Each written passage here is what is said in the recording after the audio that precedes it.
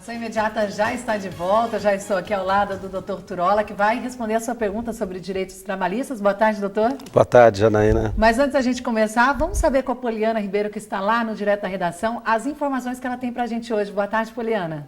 Boa tarde, Janaína. Boa tarde para você aí de casa. Bom, no Direto da Redação de hoje, vamos falar da CPI do DAI, que teve seus membros eleitos durante a sessão da Câmara de ontem, e também da campanha de arrecadação de alimentos do Fundo Social de Rio Claro. Bom, e hoje, dia 1º de abril, dia da mentira, nós saímos às ruas para saber quem mente mais, o homem ou a mulher. Tem pesquisa que garante que o homem mente mais. Você concorda com isso, Janaína? E doutor Turola, o senhor concorda? Olha, Poliana, se diz a pesquisa, eu vou concordar sim, vou livrar a minha pele, né? Eu concordo sim. Agora e o senhor, doutor? Não, eu não concordo não. Eu acho que essa pesquisa foi feita direcionada, viu? Olha, com muita parcialidade. Vamos manter a paz aqui, né? Não vamos brigar, não é mesmo, Poliana? Olha, Janaína, a gente foi saber também a opinião das pessoas na rua sobre se o homem ou a mulher mente mais. Bom, tudo isso no Direto da Redação, que começa daqui a pouco, após o Ação Imediata. Eu volto com você, Janaína. Até já, então, Poliana, então não vai perder essa pesquisa aí. Agora, vamos deixar a mentira de lado, vamos responder a pergunta aqui dos nossos telespectadores, doutor? Vamos falar a verdade, né? Vamos lá, né? Olha, a Conceição do Arco-Íris, ela está perguntando o seguinte: faz 1 ano e 8 meses que o filho faleceu de acidente de moto. Recebeu todos os direitos, porém não recebeu a pensão. O INSS alega que ele nunca trabalhou, sendo que consta 2 registros. O que fazer? Olha, 2 registros só não é o que basta. Precisa constar pelo menos 1 ano de contribuição para a Previdência Social e esse 1 ano tem que ser coisa recente, né? A pessoa, quando falece, se ela for segurada da Previdência Social e tiver dependente, ela pode deixar a pensão. Caso contrário, não. Então precisa ver até quando foi que ele contribuiu. Independente da causa da morte. Independentemente da causa da morte. Olha, também o Jeremias, do Parque Residencial das Árvores, ele pergunta a respeito da aposentadoria por insalubridade, por salubridade. Faz 25 anos de salubridade, quer saber se pode ir direto no INSS e pedir ou precisa ir num advogado. Não, se você trabalha em serviço insalubre, e você tem da empresa ou das empresas o documento que chama insalubridade. Insalubridade, então, né? PPP, que é o perfil profissiográfico previdenciário, então você pode 25 anos de serviço insalubre corresponde a 35 anos. Você aposenta independentemente de idade, mas o INSS vai fazer uma análise médica desse documento. Reconhecido o direito, a aposentadoria sai, não precisa de advogado. Agora, o Célio do Mãe Preta também pergunta mais ou menos a mesma pergunta em relação ao advogado, né? Para entrar com os papéis no INSS, tem que ser pessoalmente ou ele precisa de um advogado? Depois que começa o processo, demora? Ele não fala que o processo... Olha, no INSS, quando requer a aposentadoria, não há necessidade de contratar o advogado. Situação ele não há necessidade, né? Se você tiver toda a documentação correta, não precisa regularizar nada, entra, né, liga no 135, agenda, leva os documentos. Se tiver tudo correto, olha, em 45 dias no máximo sai aposentado. Agora, se der algum problema, daí então precisa procurar um advogado. Fica mais fácil, já fica encaminhado, né? O Francisco do São Miguel diz que trabalhou 20 anos na prefeitura, não recebeu 13º nem férias, ele tem direito à complementação?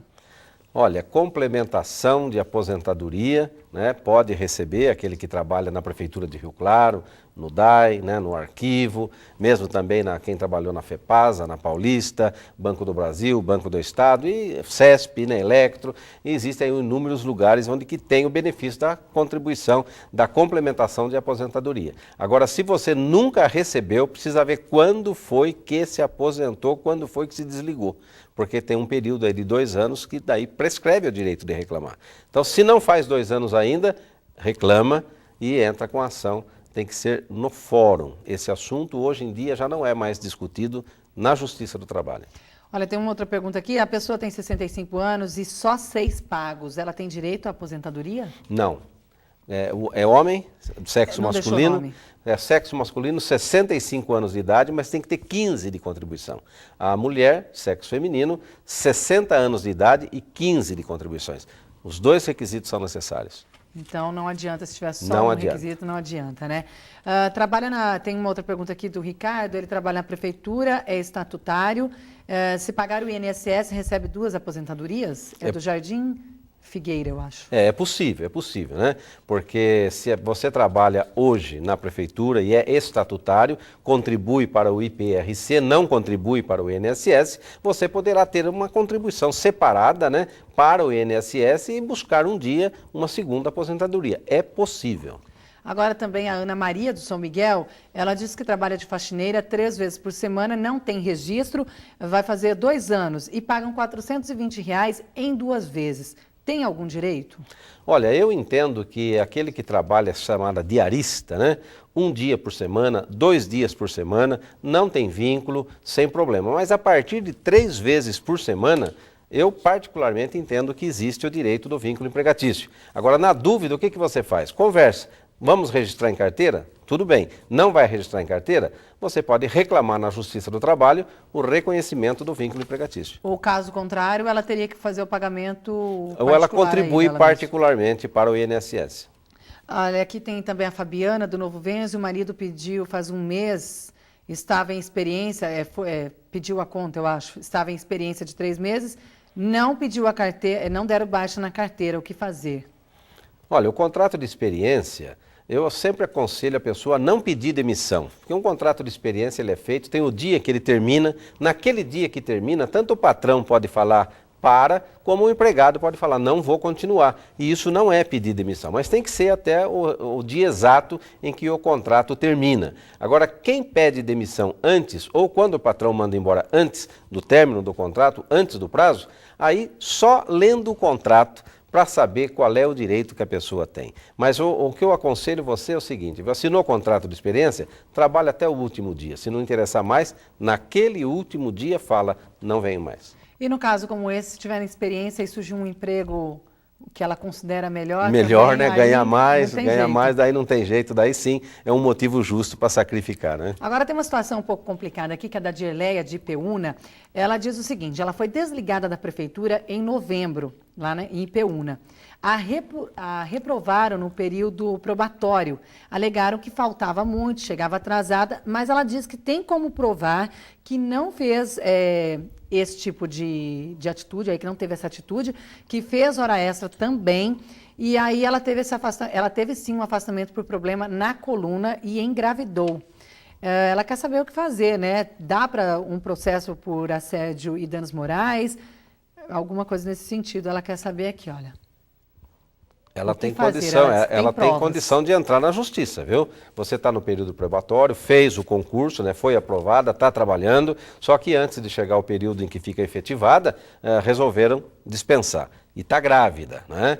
Então, se você for seletista, que eu acredito que você seja, tendo fundo de garantia, pacificamente seletista, se você está grávida e o patrão, mesmo no caso o ente público, rescindiu o contrato injustificadamente, você pode entrar na justiça, você tem direito à estabilidade de manter o emprego, no mínimo até 5 meses depois do parto. Agora, no caso de uma demissão, em qualquer outro trabalho, agora dizendo, o funcionário tem o direito de saber o porquê ele está sendo demitido? A empresa, veja bem, aqui no Brasil, né, a gente sempre fala isso, às vezes os patrões dizem, mas o empregado tem muitos direitos, né, tem uma CLT com tantos artigos, tem leis extravagantes, é direito disso, direito daquilo, né? Só que o patrão tem um direito, né, um deles só que basta, é o direito de mandar embora sem falar por quê.